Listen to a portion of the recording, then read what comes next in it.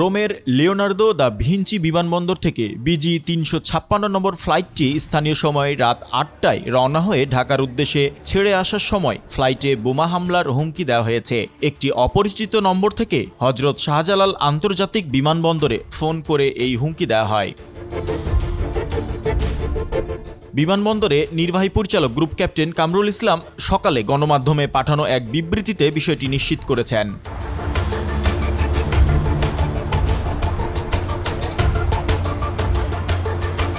Busy ৩৫৬ নম্বর ফ্লাইটটি Rome থেকে ঢাকায় আসার পথে বোমা হামলার হুমকি দেওয়া হয়েছে। ফ্লাইটটি বুধবার সকাল ৯টা ২০ মিনিটে হজরত শাহজালাল বিমানবন্দরে জরুরি অবতরণ করেছে। ফ্লাইটে ২৫০ জন যাত্রী ও ১৩ জন ক্রুকে প্লেন থেকে বের করে টার্মিনালে আনা হয়েছে।